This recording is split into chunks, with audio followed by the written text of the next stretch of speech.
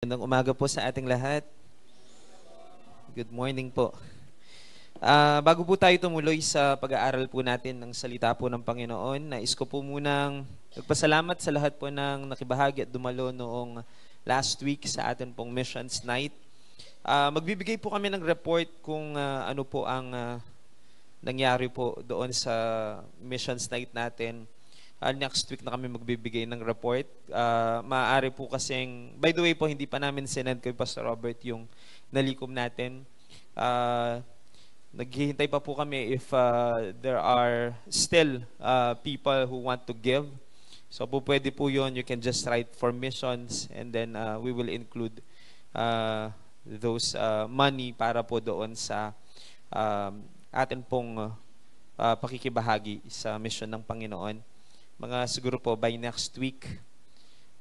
Pero let's pray. Nabanggit naman po ni Pastor Robert na baka uuwi siya ngayong buwan. So, iniisip din po namin if we will just wait for him kung talaga pong siya po uuwi. At doon na lang po natin ibibigay ng personal sa kanya yung atin pong mga handog para sa mission. Bukod po doon sa, alam ko po na we have already met last Sunday, yung pong evening, nagkaroon tayo ng evening event. But I want to announce na we will again be having an evening event next week. Because next week po, we will be celebrating our Feast of the Tabernacles. And sa lahat po ng mga matagal na po dito, alam ko po na aware kayo na ginagawa po natin yan every year. By the way po, ang Feast of the Tabernacles ng mga Israelita ay magsisimula bukas ng gabi. October 6 ng gabi. Pero it will be an 8-day celebration. So gagawin po natin yan sa Sunday ng gabi kasi po tatama pa rin yon doon sa kanilang celebration of the Feast of the Tabernacles. Yung pong umaga is a regular service but we are encouraging you if you can bring po because yung pong Feast of the Tabernacle is also a feast of harvest. So if you have fruits po or any harvest sa bakuran ninyo, you can bring them. Kung magdadala po kayo, kahit po bayabas man yan, o kaya po mangga o kung ano man, kami po hindi ko na muna hinarvest yung calabash fruit namin dadalhin ko lahat yon, mga 5 siguro yon, dadalhin ko lahat sa linggo. Kung magdadala po kayo ng mga harvest ninyo, dating po kayo ng maaga para po mailagay po natin dito sa harap because we will be decorating the church for the Feast of the Tabernacles. It will be a regular service for our Sunday morning and then po by evening 6 p.m. po ulit ay doon po natin gagawin yung feast natin kasi po ito sa feast So we will be doing our Feast of the Tabernacles celebration ng evening. Pag po feast, ibig sabihin po magsasalo-salo po tayo dito. You can bring whatever you want to bring and we will be rejoicing together kasabay ng mga Israelita po as they rejoice sa pag-celebrate din po nila ng Feast of the Tabernacles. No po. So yun po yung para sa darating na Sunday. Anyways, I would like to ask for the map department to if we can create siguro a poster sa page natin just to remind the people. Okay po. Maraming salamat po for listening doon sa ating pong announcement na yun. Ngayon po ay nasa dako na po tayo ng pag-aaral ng salita ng Panginoon. Let's all pray po muna. Panginoon, maraming salamat po at kami binigyan niyo muli ng pagkakataon na kami magkatipon at magsama-sama ngayong umaga. Salamat po dahil sa inyong biyaya kami naririto at alam po namin na may gagawin ka sa buhay ng bawat isa sa amin ngayong pong umaga. Iisa lang po ang amin pong purpose and reason why we are here, and that is to glorify you and of course to listen to your voice, Lord. Kaya dalangin namin magsibukas ang aming mga spiritual na pandinig ngayong umaga at marinig namin ang tinig po ninyo. At maging bukas ang aming puso at ang aming isipan sa lahat ng nais mong sabihin sa amin ngayong pong umaga. Dalangin namin na hindi lang po basta makapagdagdag ng kaalaman ang inyong mga salita ngayong umaga para sa amin, kundi makapagpabago rin ito ng aming mga buhay. Makita nawa ninyo na naisasagawa namin ang lahat po ng mga napapakinggan po namin. Maraming salamat po sa iyong presensya sa aming kalagitnaan. Alam naming magiging mabunga ang aming pag-aaral na ito kasi po nandyan ka para turuan kami, aming Diyos. Maraming salamat po, ikaw mapurihan sa aming pag-aaral. Ito ang aming dalangin sa pangalan ng aming Panginoong Jesus. Amen at amen. Ngayon pong umagang ito, I want to share to you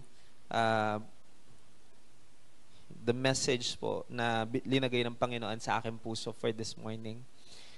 Start po natin sa title. This is the title of it. Lessons from the Life of King Josiah. Ngayon po kung sino si King Josiah, anong nangyari sa kanyang panahon, pag-usapan po natin yan.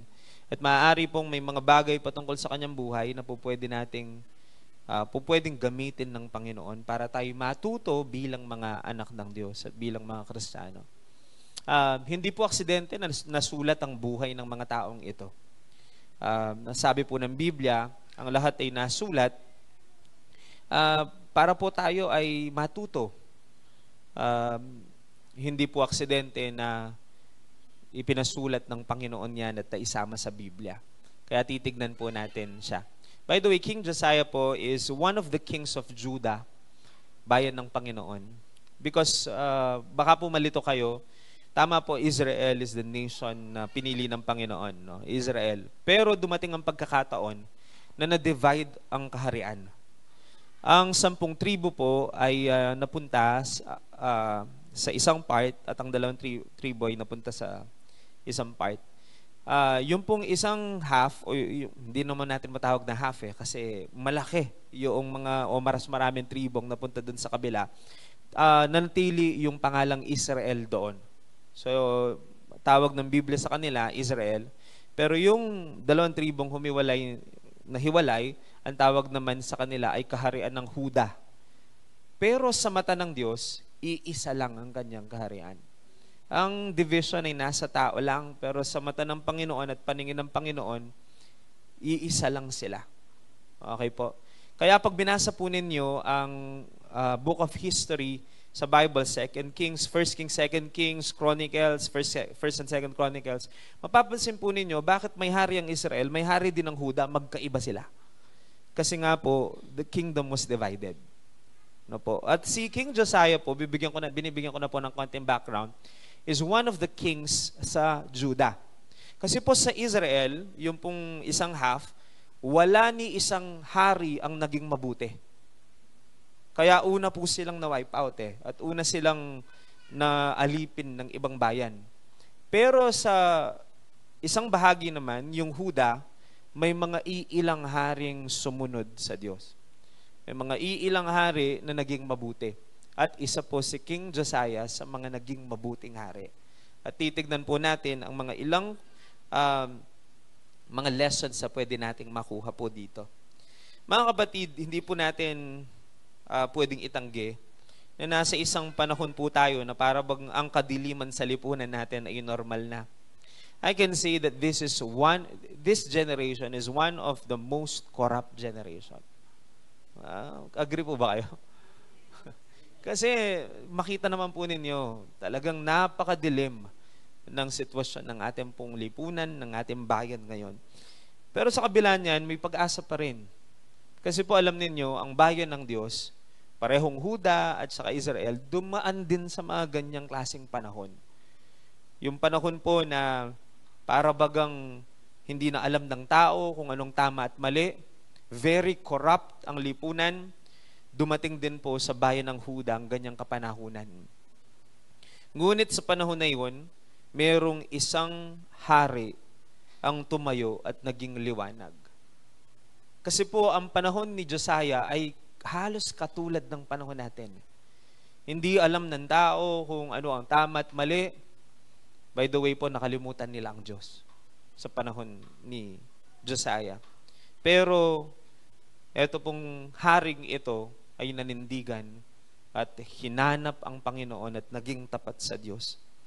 Sa makatuwid, hindi po pala imposible na maging tapat pa rin sa kahit o sa kabila ng lipunan ay napakasama. Sa isang masamang lipunan, hindi imposible na manindigan at maging tapat. Kahit sabihin nating majority ay sumusunod po sa takbo ng mundo, we can still stand kahit mag-isa. Pwedeng manindigan at tumayo para sa katwiran at kabanalan. Ang hari pong ito na tinutukoy ko kanina na tumindig kahit pa ang lipunan o henerasyong kanyang kinabilangan ay napakasamang henerasyon. Ang hari pong sinasabi kong tumindig para sa Diyos ay nagngangalang Josiah. By the way po, bigyan ko kayo ng konti pang background. Ang pangalan pong Josiah ay nangangahulugang The Lord Heals. Ang Diyos ay nagpapagaling. At totoo naman po talaga ito. At naging parang propesiya ng kanyang buhay sapagkat ginamit siya ng Diyos para pagalingin ang isang bansang matagal nang may sakit sa kasalanan. Nagkaroon ng spiritual healing and reformation sa land because of this king. No po. Nais ko pong basahin sa inyo ang mga iilang mga talata patungkol sa kanyang buhay. By the way po, ang kwento po niya ay mababasa po natin, parallel po ito ha, dalawang passage ang pwede mong buksan at mababasa mo ang kwento niya. We can read yung pong kanyang story in 2 Chronicles chapter 34. Kung may panahon po kayo, pwede ninyong buksan ang inyong Biblia sa bahay at pwede ninyong basahin ang kanyang kwento. 2 Chronicles, ikalawang kronika, chapter 34. At pwede rin po mabasa yung kanyang kwento sa ikalawang hari, 2 Kings, chapter 22. Because the book of Chronicles and the book of Kings ay historical books. Ibig pong sabihin, nakasulat doon kung anong nangyari sa Israel doon sa kingdom period. Yung kwento ng mga hari, naging mabuti ba sila, anong ginawa nila, nakasulat po yan sa 1st and 2nd Chronicles at 1st and 2nd Kings. At dalawang beses na kwento ang kanyang buhay, isa sa 2nd Chronicles chapter 34 at nakasulat din kanyang buhay sa 2nd Kings chapter 22. Mga kapatid, wag po ninyong pagkamalian yung Chronicles sa Corinthians. No?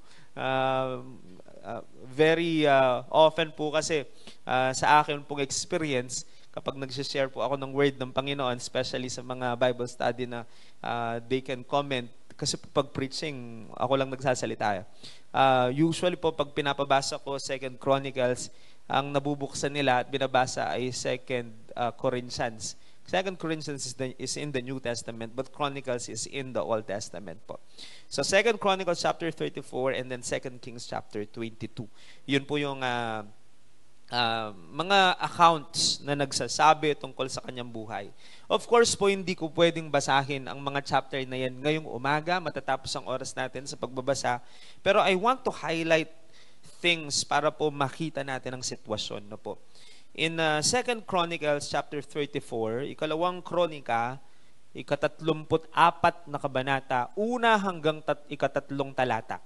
Kinuha ko po yung mga mahalaga at binuod ko yung 3 talatang yan. Ang sabi ng Biblia, si Hosias, sa Tagalog po kasi Hosias, Josiah sa English. Si Hosias ay 8 taong gulang nang siya'y maging hari. I want you to imagine it. Ito pong pinag-uusapan nating King Josiah. Naging hari siya 8 years old. Can you just imagine gaano kabata ang 8 years old?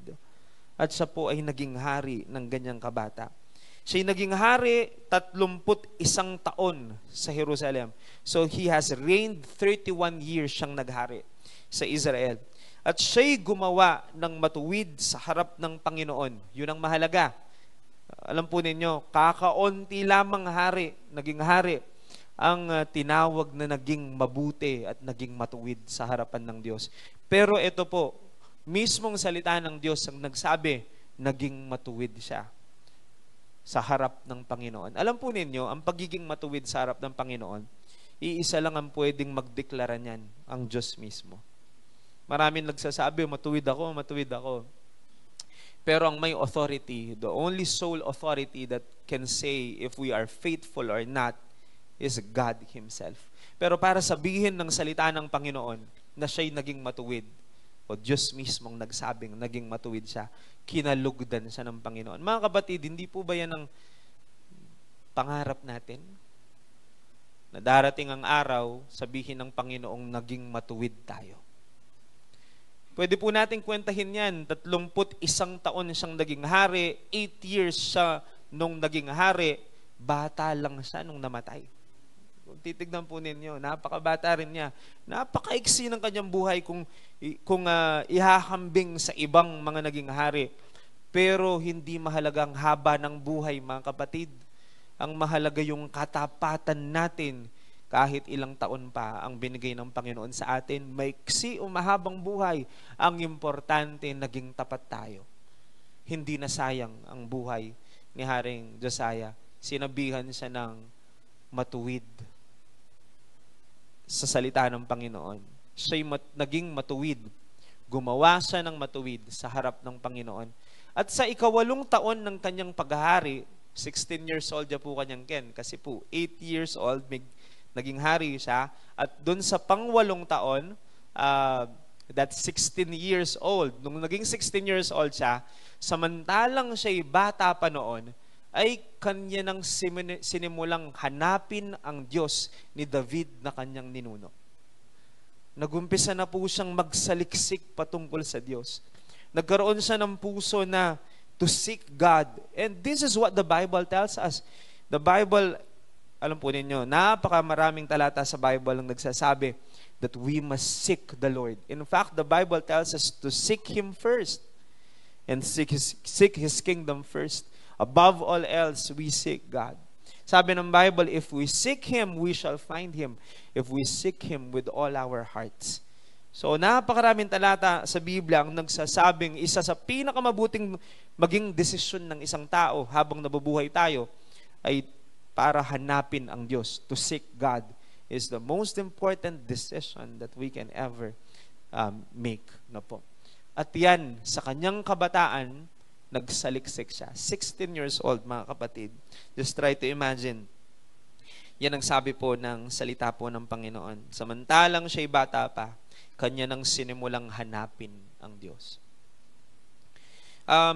I-summarize ko lang po yung mga facts, ilang facts about him na nakasulat po doon po sa account niya sa 2 Chronicles and account niya sa 2 Kings. So malinaw naman po sa binasa natin na bata pa siya, 8 years old pa lamang nung maupo siya bilang hari.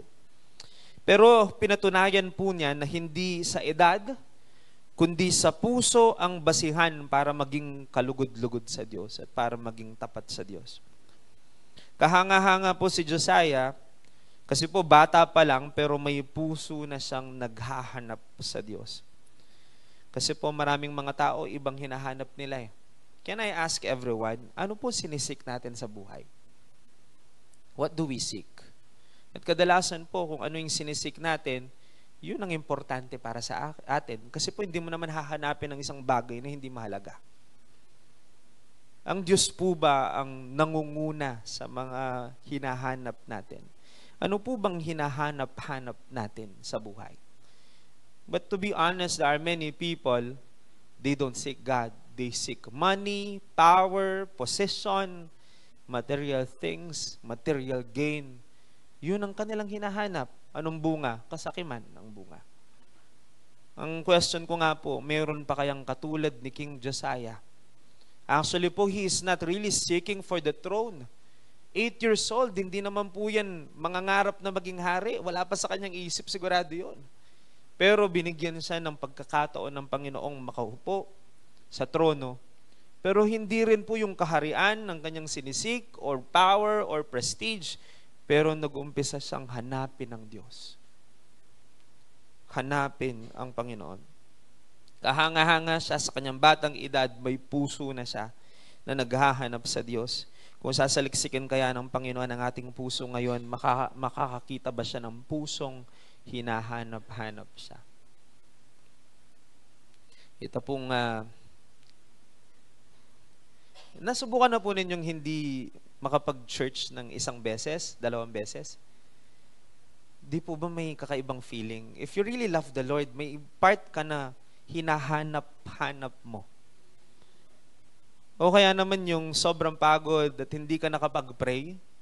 Di po ba may guilt feeling? Pero may feeling din on your part na parang may kulang kasi may hinahanap ka. Mga kapatid, if you have that feeling, blessed tayo kapag kaganon. Because it speaks about our heart longing for the Lord.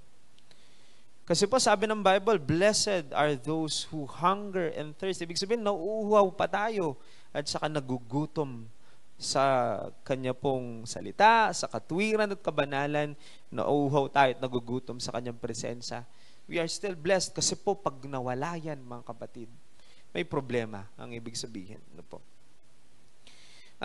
Bigyan ko po kayo ng konti pang background about sa kanya. Alam po ninyo, si Haring Josiah, kung tutuusin, wala siyang magandang ehemplo na nakagisnan.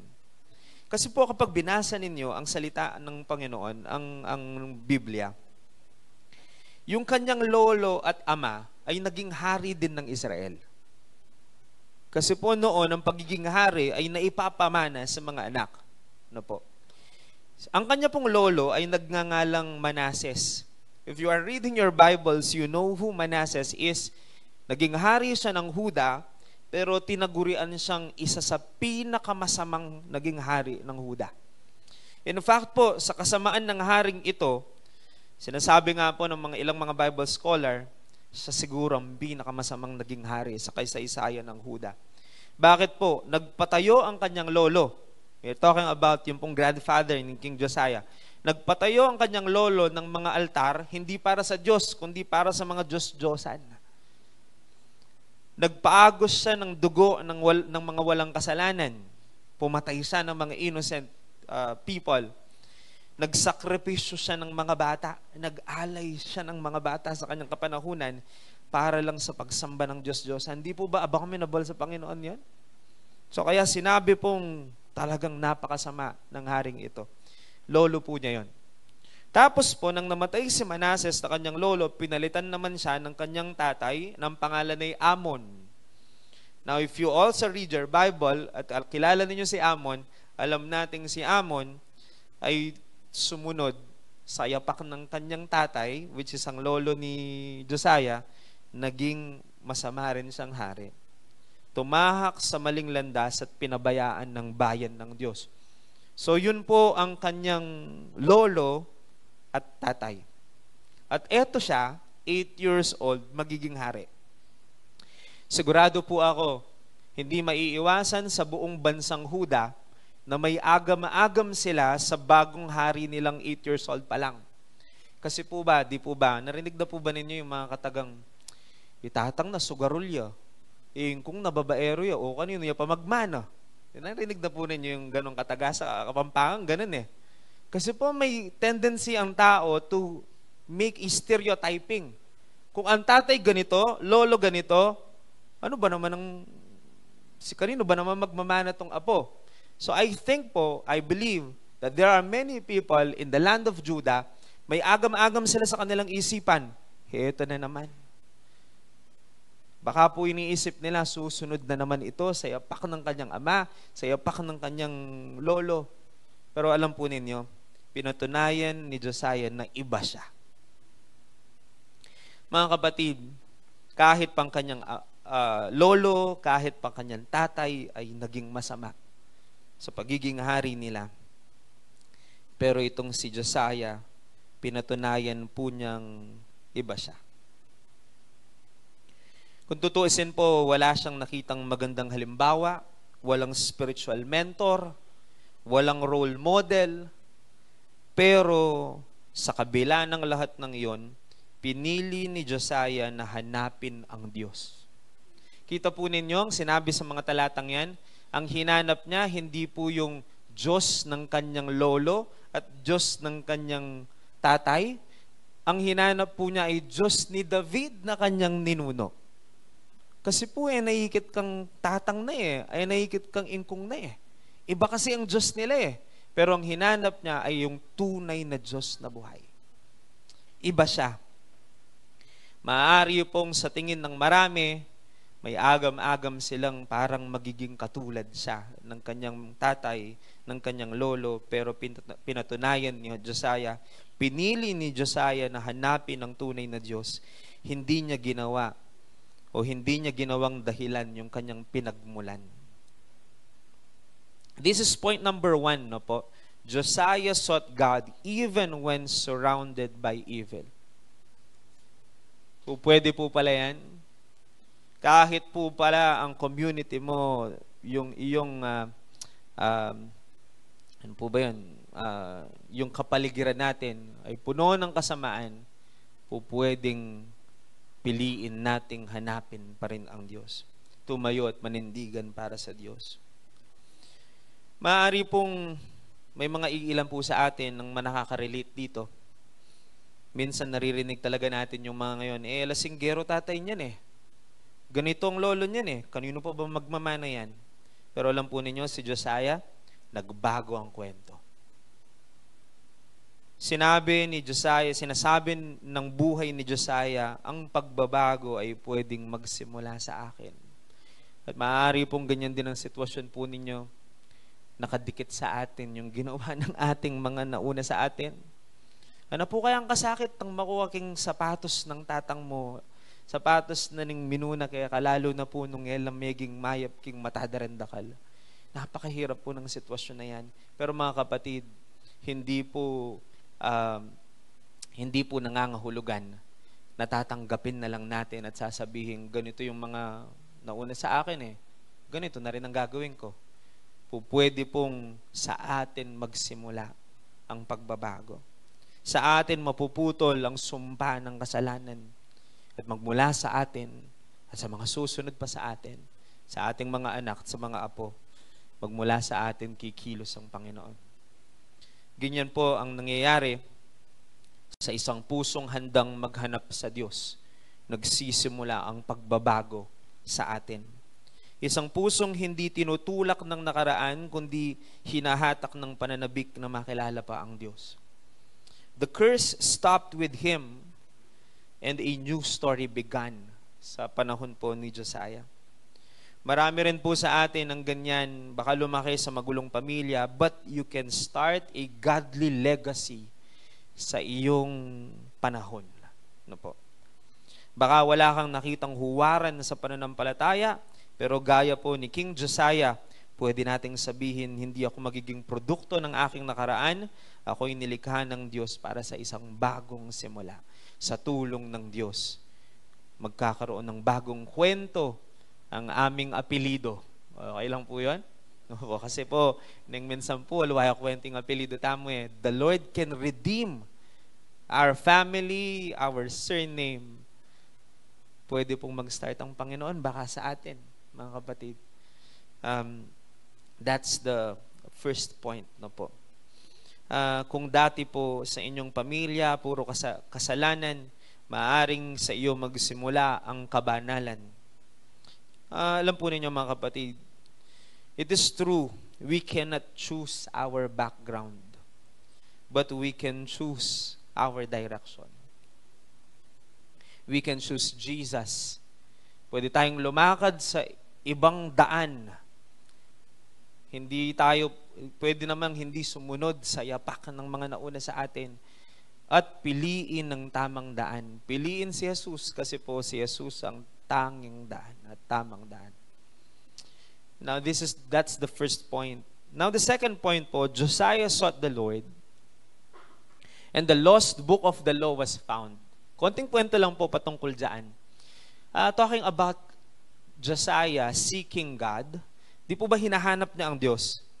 At ang ginawa po ni Josiah, isa sa mga ginawa niya, if you will read po 2 Chronicles chapter 34, kasi po 1, 2, 3 pa yung binasa tamo.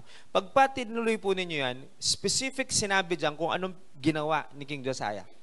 Ang sinabi po ng Biblia, pinagwawasak po niya ang lahat ng rebulto ng mga Diyos-Diyosan sa kanyang panahon. Di lang po basta wasak, pinulbos na ito. Yan ang sabi ng walang tinira kahit maliit na bakas. Lininis na ang bansa sa mga Diyos-Diyosan. Talagang nagkaroon ng reform about it. Yung pong temple, nandun naman yun hindi naman nawala ang templo ng Diyos, pero napabayaan ang templo. Kasi nga po, natutong sumamba ang mga Hudyo sa ibang Diyos-Diyosan. Napabayaan ng tunay na templo, napabayaan ng tunay na pagsamba sa Diyos. Ang ginawa ni King Josiah, pinaayos niyang muli ang tunay na templo ng Diyos para maibalik ang tunay na pagsamba. At haba pong inaayos niya, kasi po ang nangyari, sa panahon po ni Josiah, matagal nang nawawala ang banal na kasulatan. Just try to imagine, makanano yung mewala yung banal na kasulatan. Yun ang pangunahing bagay na pinaka-importante sa loob ng templo. Dapat apimpuitan Pero biglang nawala yun. Kasi nga po, ang kanyang lolo at ang kanyang ama, na kwento ko na po kung anong pinaggagawa nila. No po. Hanggang sa nakalimutan na po siguro, hindi na binubuksan. At alam po ninyo, pag hindi binubuksan yan, mamimisplace talaga ang isang bagay na hindi mo na hinahawakan. No po. Na-misplaced. Actually po, nawawala ang sabi ng Bible, pero ang totoo, nandun lang pala yun sa loob ng templo. Nang pinaayos ni Josiah yung templo, nakita muli yung pong aklat. Iniisip ko po mga kapatid, sa tagal ng panahon nandun ang templo ng Diyos, anong ginagawa ng mga taong nandun? Wala ang kasulatan. Hindi ko po alam kung matagal na po yung nandun ang templo, pero wala ang salita ng Diyos. Isipin po natin, nagpapatuloy sila sa mga ritual, may mga handog, may mga awitan, may mga pagsamba, pero ang kasulatan missing. Walang nagbabasa ng kasulatan sa loob ng templo sa panahon na yon. Punong-puno ng ritual, mga nakasanayon nilang ginagawa, pero ang salita ng Diyos nawawala. Pwede pala yon. And there are many people like that. They go to church, but ang salita ng Panginoon nawawala. Ang tanong po, ano kayang ginagawa ng mga tao noon? Sila ba'y talaga yung tunay na sumasamba? O parang nagiging relihiyoso na lang at ritual na lang ang lahat? Kung tutuusin po, mga kapatid, masakit man tanggapin, pero ganun ang nangyayari sa marami ngayon. Marami po ang nasa simbahan, pero hindi naman para sa salita ng Diyos. Hindi nakikinig. Nasa simbahan lang kasi po may hinihingi sa Panginoon. O kaya may ibang motibo. Pero salita ng Panginoon, they don't give importance to the Word of God, but they go to church. Kaya isip po, ano yun? Nagpapa-attendance ka lang sa Diyos? Yun ang question. Medyo masakit po, no? Pero let's just be real. Kasi po sa akin po bilang guro, college sa mga tinuturuan namin, pero may mga estudyante na pumapasok hindi para matuto at hindi para makinig sa mga teacher, para magpa-attendance lang. Yun po ang reality. Sa school, ganon. Wag naman sana sa church, ganon din. Wala na po yung puso na saliksikin ang salita ng Diyos, hanapin ng kalooban ng Diyos. Ano kaya sinasabi ng Panginoon sa akin sa araw na to? Wala sa kanilang puso yon. Pero nag-a-attend sila. Ang isip ko po, tinatanong ko, bakit? Attendance lang ba ito, mga kapatid? Kasi po marami pong ganyan. Kung ganyan po ang ating pananaw, nagkakamali tayo sa lahat ng atin pong ginagawa, kung ganyan ang atin pong motibo. Marami po nasa templo, maraming may awitan, may paghahandog, pero kakaunti na lang ang naaantig sa salita ng Diyos. Ang banal na kasulatan po ay nandun lang sa templo. All of the time. Nandun lang siya. Pero dahil po hindi na binibigyan ng pahalaga, natambakan na siguro ng mga ibang libro, o kaya po, napunta na lang sa sulok, inalikabok na lang ng ganon, wala na. Na-misplace na. Wala man lang naghanap nito. Wala man lang nakaisip na, ang mahalagang aklat ng Panginoon, yung mahalagang banal na kasulatan, nawawala. Wala man lang pong nakapansin, nawawala siya. Kapag ang isang bagay nawala at wala man lang napansin na nawawala ito, hindi mo man napansin na nawawala ito, ibig sabihin, hindi mahalaga yon. Kasi kung mahalaga yon, hahanapin mo yon. No po. Pero dito, nandun lang pala sa templo, etong banal na kasulatan, hindi kasi po binibigyan ng pahalaga sa mahabang panahon at hindi binubuksan. Pero salamat sa Diyos, dumating ang isang haring may pusong humanap sa Diyos. At ang paghahangad po ni King Josiah sa Diyos ang nagbukas muli ng daan para mahanap ang aklat ng kautusan. At nakita nga po niyan. Sa madaling sabi, kapag ang puso ng tao ay tunay na naghahanap sa Diyos, ang salita ng Diyos ay muling mahahayag. If you really seek God, imposible pong hindi mo pahahalagahan ang salita ng Diyos kasi po malalaman mo lang kung sino ang Diyos sa kanyang kasulatan, banal na kasulatan.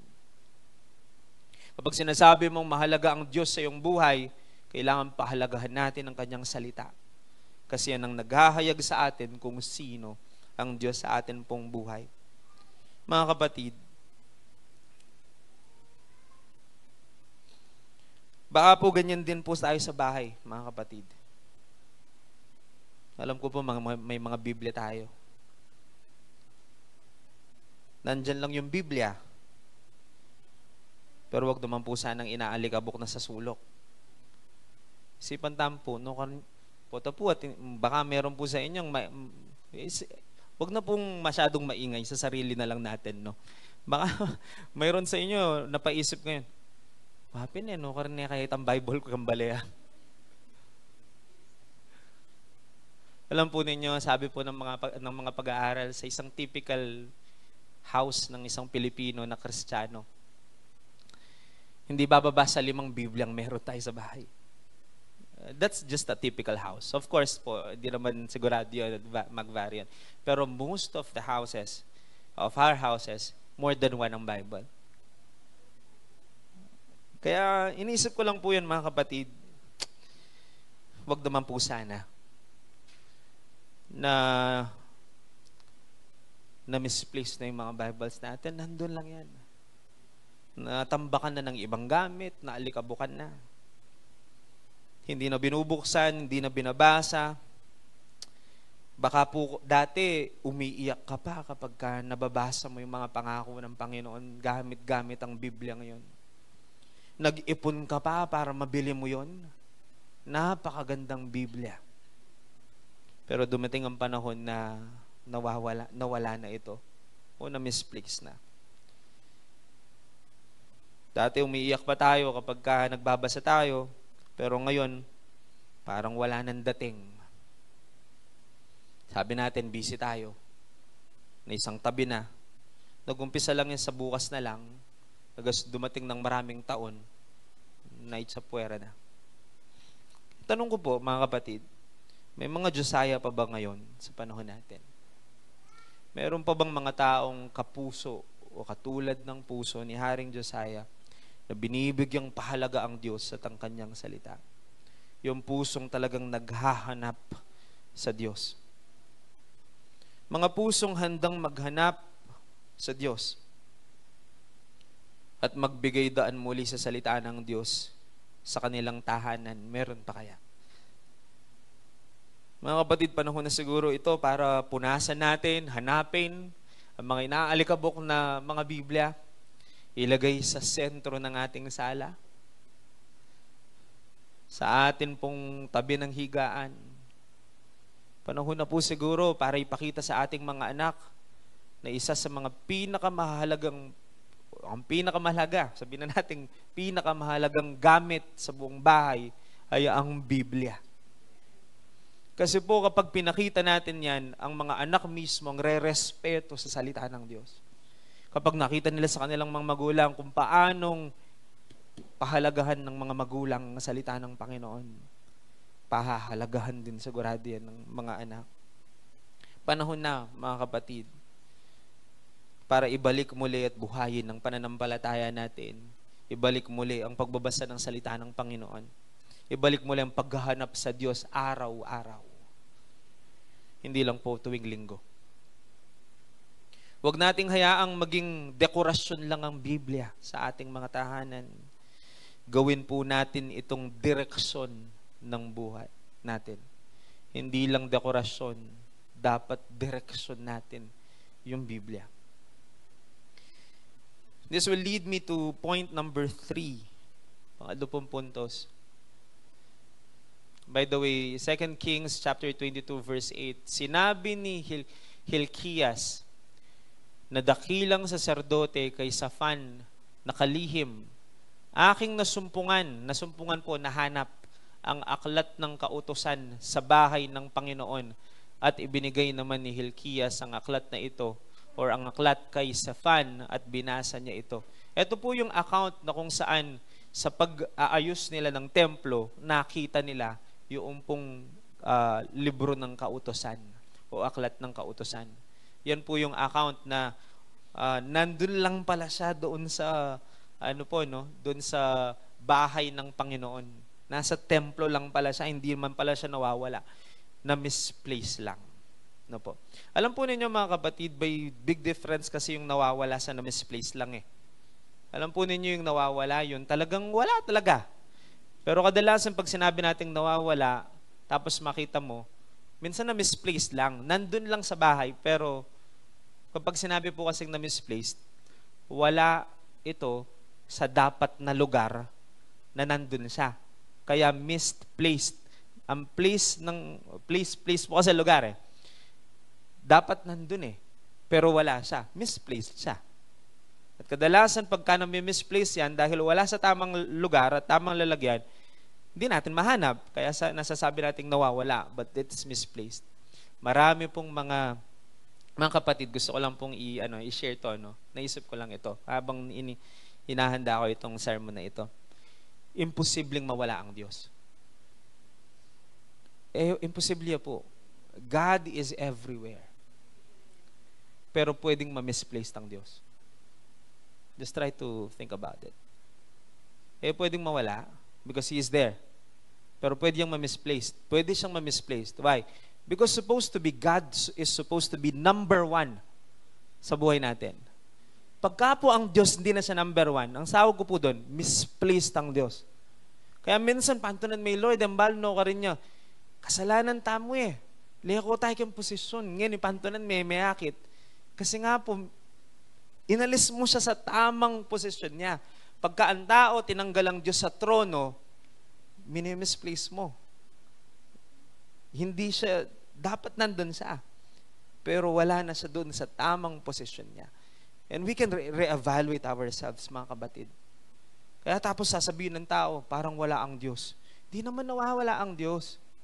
Baka tinanggal mo siya doon sa trono. Hinahanap mo siya ngayon, hindi mo siya makita. Ngayon pala, ikaw pala nagtanggal sa kanya doon. At nagpinalit mo ang ibang bagay. Pero mga kapatid, oras na po at panahon na para iluklok muli ang Diyos sa kanyang trono. Itama natin yung posisyon ng Panginoon, posisyon ng kanyang salita sa atin pong buhay, mga kapatid. Now, let's move sa by the way, this is the last part. Point number 3. Josiah let the word of God take over his heart. Nakita po yung pong kasulatan, banal na kasulatan.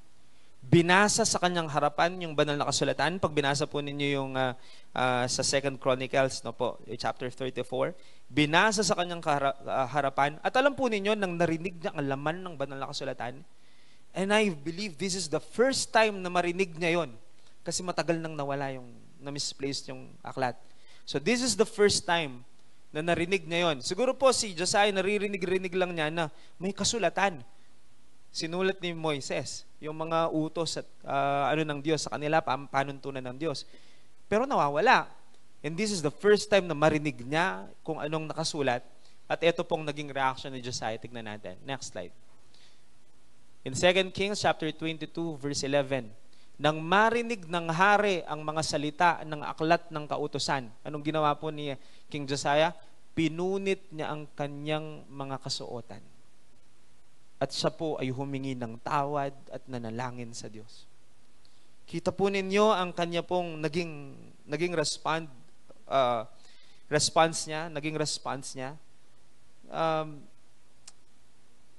Mga kapatid, hindi lang basta binasa. Pumasok talaga sa puso niya kung anong sinasabi ng salita ng Panginoon. Siguro po nagtataka kayo, bakit niya pinunit ang kanyang damit? Tandaan po natin, hari ito. At pag sinabing pinunit niya ang damit, damit hari ito. Hindi lang siya basta damit. Robe of a king. Kasi po bukod po sa corona, ang nagpapakita ng pagiging hari ng isang hari, malalaman mong hari siya sa kanyang kasuotan sa kanyang robe, kasi po siya lang ang merong robe na ganon. Isipin po ninyo, sabi nga po nila, yung mga artista nga, ayaw nilang nagkakaroon ng kamukhang damit eh. Parang insulto sa kanila yun eh, yung mga mahalagang tao. Eh yung hari pa kaya, of course po, walang maglalakas ng loob na magkaroon ng kaparehong damit ng hari. Alahayang kalupa po yung malana. It's a robe fit for a king. And then, nang mabasa po niya yon, alam po ninyo yung ginawa niya? Pinunit niya yung robe na yon. Ano po bang ibig sabihin nun? Pinunit niya ang kanyang damit. Sa kanyang puso, walang hari-hari. Wala sa kanya yung posisyon. Alam niyang siya ang hari ng bayan, pero nang marinig niya ang banal na kasulatan, nakita po niyang napakalayo ng bayan ng Diyos sa Diyos. Nakita po niyang napakatagal ng nagkakasala ang bayan ng Diyos. Sa kanya pong pandama, nabalot po ang kanyang puso ng pagsisisi. Kaya pinunit po niya ang kanyang damit, tanda ng humbleness, ng kanyang kababaan, nagpakumbaba siya sa Diyos. Dahil nasaktan siya sa katotohanan. Pero hindi siya in denial eh. Hindi niya dinenay na minsan po kasi ganito ang nangyayari. May mababasa ka sa Biblia. Alam mo nang ikaw yun eh. Dinideny mo pa eh. Haluhaya ko yun eh. Yan ako makayang malaram eh. Hindi naman ako ganito eh. Siguro ito, para siguro kay share ko nga to, post ko sa Facebook. Para to sa ibang tao, hindi para sa akin. Sometimes we are in denial of the Word of God. Pag nagbasa po tayo ng salita ng Panginoon, mga kapatid, huwag mo munang isipin ng iba. Para sa atin yun eh. At si Josiah po, hindi siya in denial. Hindi niya sinabi na, hindi naman ganyan kasama ang kaharian natin. O kaya, hindi naman akong may kasalanan yan eh. Ang tatay ko kasi, tsaka lolo ko. O kaya, hindi niya sinabi na, parte na kasi ng kultura yan, hindi na natin mababago. Parang imposible nang magbago ang ating kaharian. Hindi niya sinabi po yung mga katagang yon. Ibig sabihin po, hindi niya dinenay ang fact, yung katotohanan, na malayo na ang bayan ng Diyos sa Diyos. The nation was talagang separated na siya from the will of God. At nakita niya ang kanyang sarili at bayan, nabalot ng pagsisisi ang kanyang puso. Nasaktan siya sa katotohanan. Kaya pagka po nasasaktan tayo pagminsan at sa pangangaral ng salita ng Panginoon, o kaya pagbabasa natin, by the way po, magandang balita yun eh. Kasi po may epekto eh. Kasi hindi ka na masasaktan kung puso mo ba to. Marami naman po talagang ganyan, callous heart, ang sabi ng Bible. Isa sa mga palatandaan na maayos-ayos ang ating puso ay tinatablan pa tayo ng salita ng Diyos. Pag hindi ka na tinatablan, mga kapatid, manhid ka na, may problema. Kaya nga even po sa reality ng katawan ng tao, pagka may parte sa iyong katawan na medyo pata, pa-check up na ka kasi po, hindi yun normal eh. Lalo na sa puso. At pinag-uusapan ng salita ng Panginoon, kapag ka po manhid na, medyo po yun eh, sign yun na malayo ka. Malayo ka na sa Panginoon. Sign yun na may problema. Po. Ang ibig po sabihin, nakita ni King Josiah kung gaano nakalayo ang Israel sa Diyos. Habang binabasa ang salita ng Diyos, napagtanto niya siguro, matagal na pala kaming lumalakad sa kasalanan. At hindi na naaayon sa kalooban ng Diyos ang bayang ito. Yan siguradong tumatakbo sa kanyang isipan. At doon siya nabalot ng pagsisisi. Hindi niya sinabing, normal yan eh. Ito na yung nakagisnan. Hindi niya po sinabi yun eh. His heart was tender and his spirit was humble. Yan ang sabi ng Bible. Because it's also written in 2 Kings chapter 22, verse 19 naman, sabi po ng Bible, because your heart was tender and you humbled yourself before the Lord, I have heard you. By the way, ito po yung sinabi ng Diyos nang makita po niya si King Josiah na nagpakumbaba. Di po ba tinor niya ang kanyang damit, tapos po he humbled himself in front of the Lord. Um, Tapos po, after some verses, tumugon ang Diyos. At ang sabi ng Diyos, nakita ko kung gaano kalambot ang iyong puso, tender heart, and kung gaano ka kababa. Yung pagpapakumbaba at yung puso pong, yung sinasabing, your heart was tender. Hindi nakita ng Diyos sa maraming tao sa panahon ni King Josiah yan. Nakita lang po ng Diyos yan kay Josiah mismo. Iba yung puso niya. Iba yung humbleness daw niya. Kaya sabi po ng Diyos sa kanya, I have heard you. Narinig ko yung panalangin mo. Pero kung pag itinuloy po ninyo yan, masakit man pong tanggapin, pero ang sinabi po ng Panginoon sa kanya, narinig kita dahil dyan, hindi ko gagawin ang paghatol sa iyong kapanahunan. Pero lagi po kasing ang kasalanan, may consequence talaga yun eh. Pero hindi yan nangyari sa panahon niya. He was spared sa kanyang lifetime. Naging mabuti ang Diyos. Talaga pong biyaya ng Panginoon ay nakita sa kanyang paghahari. Pero nakita natin yung kanyang puso at ang kanyang pagpapakumbaba. Yan ang sabi po ng salita ng Diyos. Ito po ang klase ng puso na hinahanap ng Diyos kahit sa ating kapanahunan ngayon. Hindi matigas na puso. Hindi pusong puno ng palusot. Sometimes po kasi nakasanayan ng maraming tao yung kino-convict ka na nga ng Panginoon eh. Nagpapalusot pa. Alam po ninyo yung nagpapalusot pa? Alam po ninyo bakit ang tawag nating mga Kristiyano sa tinatawag na konsensya ng iba? We call it conviction. Kasi po, conviction ng terminology natin kapag ka ang gumagawa na yung banal na spirito ang nag-uudyok sa'yo. Kasi po pag conviction, coming from the word convict or convicted, buri sabihin sa sabihanan ng Lord, kaya ka-guilty ka. Pero tatanggi mo pa. Marakal po makanyan eh. Nako-convict ka na, pero ikaw nilalabanan mo pa. No, hindi naman ako ganyan eh. Hindi naman na. Pero alam po ninyo, kapag na-convict tayo, if the Holy Spirit is moving in our hearts, bigyan natin ng room na gumawa ang Panginoon. At magkaroon tayo ng pusong, wag naman po ninyong sirain ang inyong damit sa harapan ng inyong asawa. Pota po kayong balayo. Ginulisa ka tsaka kami. Of course not. We are talking about spiritual things here. But, magkaroon sana tayo ng katulad na puso ni King Josiah na pagka po sinabihan ka ng Panginoon na ganito, nabasa mo sa Biblia ganito, at na-convict ka, luhod ka agad tayo. At tayo po ay magkaroon ng pusong tender heart na willing na umamin sa ating pagkakamali. At hingin ng habag, hingin ang tulong ng Panginoon. Kinalulugdan ng Diyos ang mga ganun. Ang tawag ng Biblia dyan, humbleness. Marami kasing tao, mali na siya, ayaw pang magpakumbaba. Kahit pa sa harapan ng Diyos, ayaw nilang amining sila'y nagkamali at nagkasala. Mga kapatid, sino bang perpekto sa atin at hindi nagkakasala? Kaya nga po, ang Panginoon, very active siya, convicting us.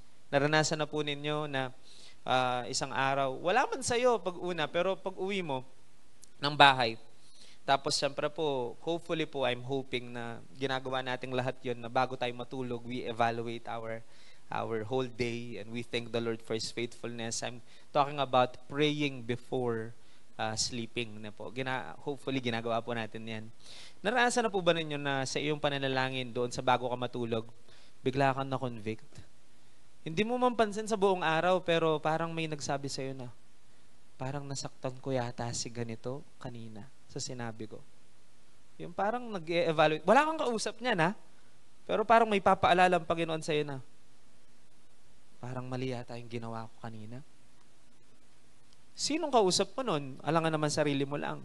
I believe that's the Lord convicting you of something. Minsan di tayo aware. Pero isa po sa mga work of the Holy Spirit is to remind us of these things para po maging right tayo lagi sa Panginoon. Kaya, pagka po may ganun, Magkaroon sana tayo ng pusong katulad ni King Josiah. Ayan po, very humble, very tender. Kaya ang prayer ko, Lord, give us a tender heart. Give us a humble heart, Lord. Ayan. Pero maganda po dito,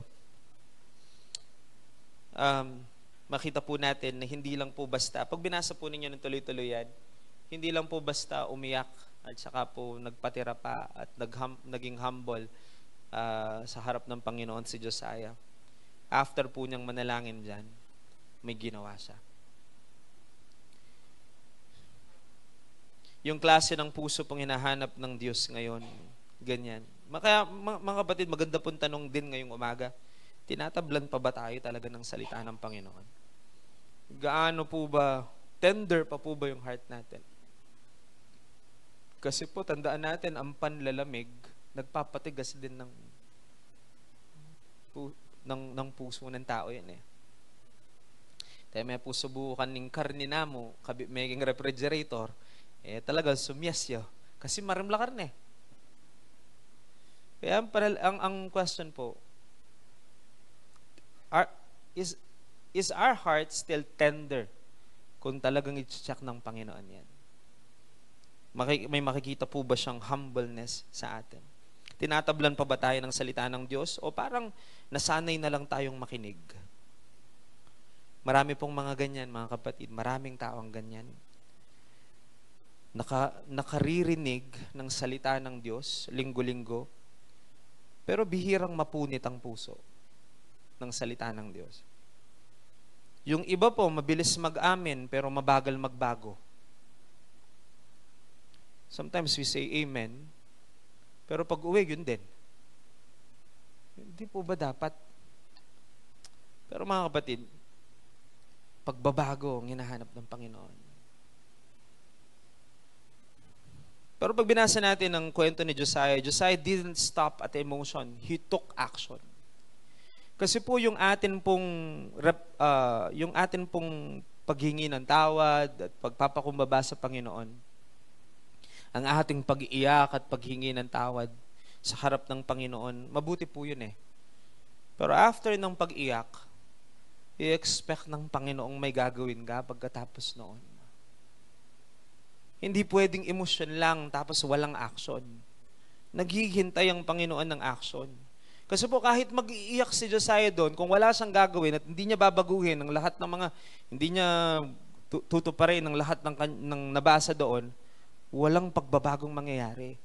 Walang kabuluhan ng luha kapag kaganon.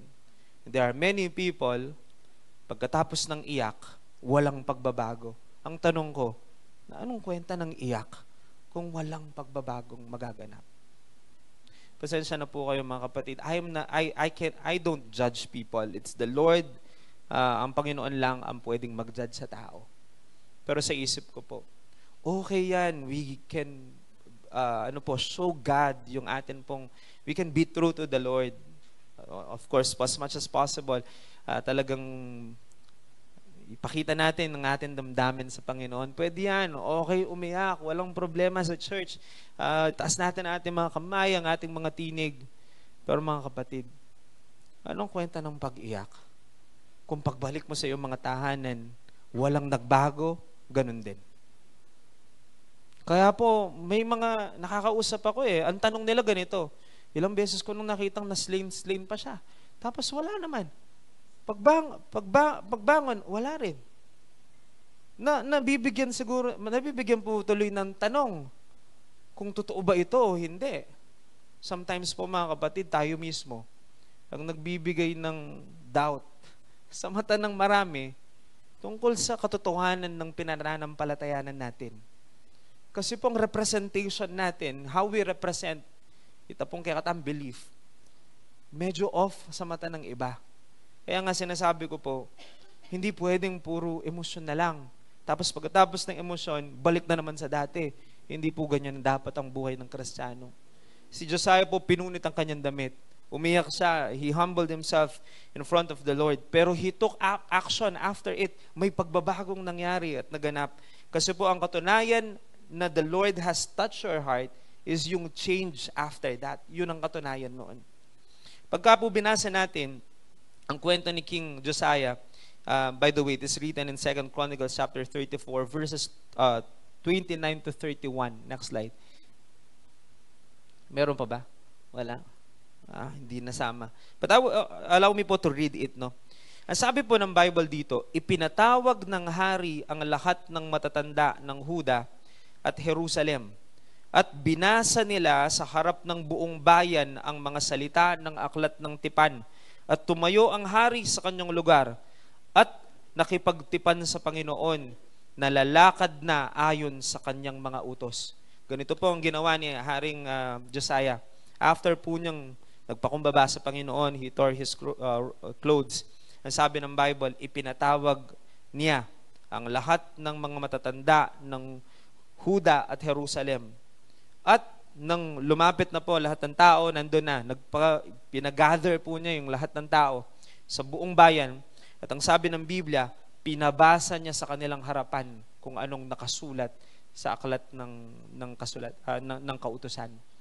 So ibig sabihin, di niya sinarili ang kaalaman niya tungkol sa nakasulat dito.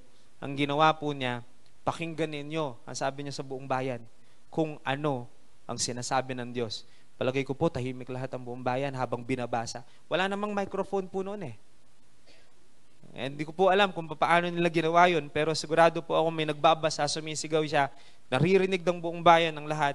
Pagkatapos po daw basahin ang aklat ng tipan, ang sabi ng Biblia, tumayo ang hari, si Haring Josiah, tumayo sa harapan ng mga tao at sinabi niya, nakipagtipan daw po siya sa Panginoon at sinabi niya, lalakad na kami magmula ngayon ayon sa inyong utos. Bilang hari, tinake niya yung responsibility. Parang sinabi niya, he stand before the Lord and the people, na magitan siya, sabi niya, Panginoon, susunod na kami. Magmula ngayon sa kung ano ang sinasabi ng iyong kautusan. Yun ang sabi niya. Hindi po niya sinarili ang narinig niya. Ipinabasa niya ito sa buong kaharian. Ipinahayag niya ang salita sa lahat ng tao upang sila man din ay magbalik sa Diyos. Ang kanyang pagsisisi ay naging simula ng pambansang pagbabago. Spiritual revival. Hindi lang po ito tungkol sa emosyon, no po, kundi transformation. Ang tunay po kasing epekto ng salita ng Diyos ay hindi nasusukat sa dami ng luhang ipinatak. Nasusukat ito sa gaano tayo nagbago. So in conclusion po, patapos na po ako dito, ang buhay ni King Josiah ay paalala sa atin na kahit sa pinakamasamang panahon, may pwedeng magsimulang pagbabago. It took one Josiah sa generation niya. Kaya sa mga nagsasabi pong wala ng pag-asa ang bansang Pilipinas, kung tatayo tayo mga Kristiyano and we will become the Josiah of our generation, sa kanya po, isa lang eh. Pero napakarami po natin. If we will stand and be like Josiah in our generation, I believe that there is still a hope for our nation. Pwedeng magsimulang pagbabago sa henerasyon natin. Nakita naman po natin, wala siyang magandang naging ehemplo sa kanyang ama, sa kanyang lolo. Wala siyang model of a good king. Wala siyang ganun na modelo. Masama ang kanyang ama, at masama ang kanyang lolo, lalong masama ang kanyang lolo, pero pinili niyang hanapin ng Diyos kahit wala siyang gabay. At dahil po doon, natagpuan niya ang salita ng Diyos. At sa pamamagitan nito, nagbago, hindi lang ang kanyang buhay, kundi ang buong bansa. Sa atin pong unang punto kanina, nakita natin, pwedeng magsimulang pagbabago sa atin. Hindi mo kailangang manahin ang kasalanan ng ating mga ninuno at mga magulang. Maaari kang magpamana ng pananampalataya mula sa iyo. Sa ikalawa pong punto natin, nakita natin kung gaano po kahalaga ang salita ng Panginoon. Kaya pinag-usapan natin kanina, baka sa bahay po natin, hindi napapahalagahan ng salita ng Panginoon, kaya namamanhik po ako mga kapatid bilang inyo pong pastor, isa sa mga pastor ninyo. Ibalik po natin ang kahalagahan ng banal na salita ng Panginoon sa ating mga tahanan. Mag-umpisa na tayong magbasa muli ng salita ng Panginoon. Sadyain nating ipakita ito sa harapan ng ating mga anak. Sigurado magtatanong yan, lalo na po kung di ka naman nakikitang nagbabasa dati. Pero yan ay avenue at pagkakataon para sabihin na nagbabasa ako ng salita ng Panginoon. Alam mo anak, mahalaga ito. Ito ang nagtuturo sa atin kung anong dapat natin gawin sa ating buhay. Pagka po yan galing sa mga magulang, ewan ko na lang po kung di magkaroon ng impact yan sa mga anak. And then pangatlo po, na natutuhan po natin, ang tunay na pagsisisi ay hindi lang sa emosyon, kundi sa aksyon at pagbabagong mangyayari pagkatapos nito. Nang marinig po ni Josiah ang salita ng Diyos, nagpunit po siya ng kanyang damit. Tanda po ng pagkapunit din ng kanyang puso kasi po na-break din ang heart niya knowing the situation of Israel or Judah that time. No po. At dahil po doon, nagsisi siya. At ang buong bayan ay nasama sa kanyang pagsisisi at nagkaroon ng bagong storya yung pong bayan ng Huda magmula sa araw na nagdesisyon ng kanilang haring susunod na sa pamantayan ng Panginoon. Mga kapatid, hindi ko po alam kung paano po ninyo iti-take ang word ng Panginoon ngayon kasi po ang magandang tanong niyan, paano ko ba isasagawa ito sa aking buhay? How can I apply it? Ano bang mga parts na napakinggan natin ang baka kinakausap tayo ng Panginoon? Ako po kasi habang sinusulat ko ito, may mga personal takeaways din ako eh. Like for example po, yung sa bahay, ako po ang personal take ko bilang ama ng tahanan. Wala tayong pinagkaiba sa posisyon ng pagiging hari eh. Ang Israel po kasi, though may hari siya, pero ang Diyos ay ang Diyos. Yan ang difference po nila. Alam po kahit ang hari na hindi talaga siya ang absolute authority, ang Diyos pa rin. Sa pamilya po, may itinalaga talagang ulo ng tahanan. Pero siyempre po ang ulo ng pamilya ay ang Diyos. Pero ipinagkatiwala niya ito sa tatay, nanay. Sa tatay, to be specific. Sa akin po, ang dating niya, nakita ko po kasi kung paanong tumayo po si Josiah in front of his kingdom. The kingdom of God, yung bayan ng Diyos noon. At talaga pong tumayo siya. Kasi po, nasa balikat na rin niya yung posisyon at responsibilidad eh. Nanindigan siya. Ang sabi niya, hindi na nga niya tinanong ang mga tao eh. Bilang hari, tumayo siya at ang sabi niya, magmula ngayon, susunod na po kami sa inyong kautusan. Parang yung authority, as a king, I'm deciding for the nation, we will follow. Sa akin po, yun ang takeaway ko. Binibigyan ko lang kayo ng example of takeaways. Sa akin po, yun ang takeaway ko. If every man, father, pwede rin naman mother, natatayo at maninindigan para sa ating pamilya. Naalala ko lang po kasi si Joshua noon, parehong-pareho yung puso eh. Sabi ni Joshua, as for me and my house, we will serve the Lord. We will follow the Lord. Hindi ko alam sa inyo, pero sa akin, buong pamilya ko, I am the father, I will decide for my family. I'm deciding now for my family, we will follow the Lord. If every man may ganong klaseng puso, every parent, tatitindig at tatayo. Of course po, hindi pwedeng sabi-sabi lang. Pangungunahan natin yun eh. At makita po natin, pinangunahan naman ni Josiah yung pagbabago. Sigurado po maraming gagawin ng Panginoon. Hindi, it doesn't only apply sa ating pong mga pamilya. It can also apply sa ating trabaho, sa ating pong pamahalaan. Sa trabaho natin, baka ikaw lang yung Kristiyano. Katulad ni Josiah, siya lang sa kabila ng kanyang ang lipunan noon ay talaga pong nasa masamang estado, no, ng lipunan. Pero may isang liwanag ginamit ng Panginoon ng buhay po ni Josiah to light to spark a light, no po, para sa kanyang generation. Panalangin ko po magamit tayo ng Panginoon. It takes a tender heart and a humble heart. Yun po, no.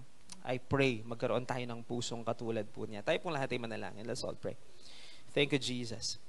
Maraming salamat po, Panginoon, sa umagang ito. Salamat sa inyong mga salita.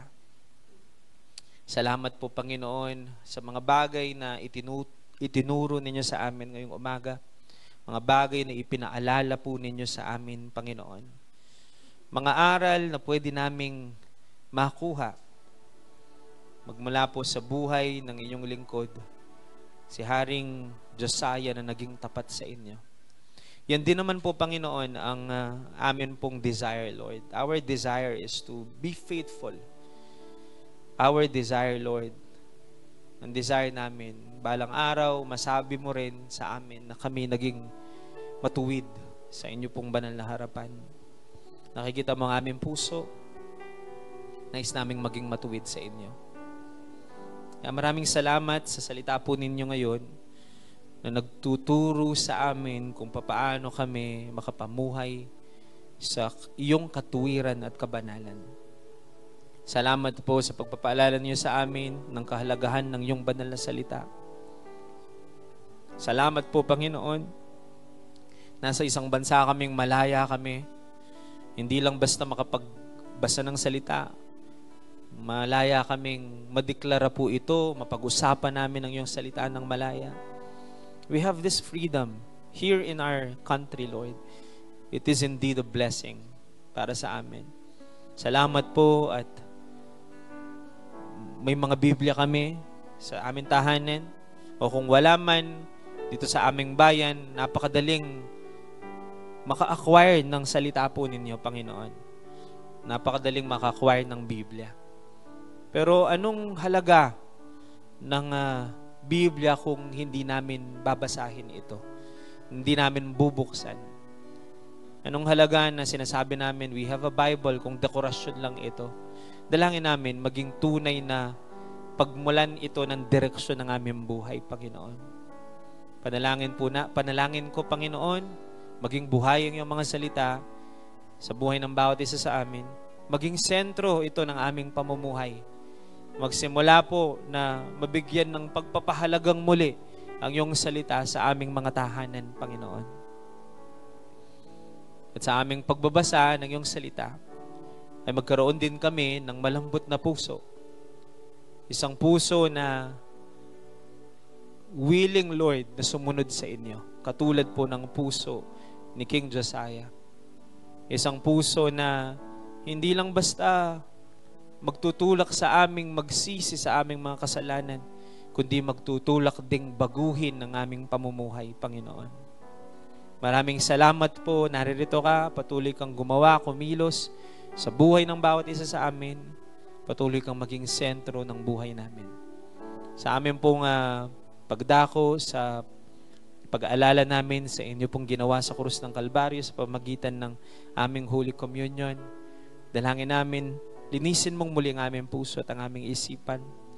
Magawa po namin ang bagay na ito ng katanggap-tanggap at kalugod-lugod sa inyo pong banal na harapan. Maging tunay na ekspresyon ng aming pasasalamat at pagsamba sa pag-aalay mo ng iyong buhay at pagdanak ng iyong dugo sa krus ng Kalbaryo sa ikapagpapatawad ng aming mga kasalanan. Ikaw ang patuloy na mapurihan sa aming pong pagtitipong ito. Ito ang aming dalangin sa pangalan ng aming Panginoong Jesus. Amen.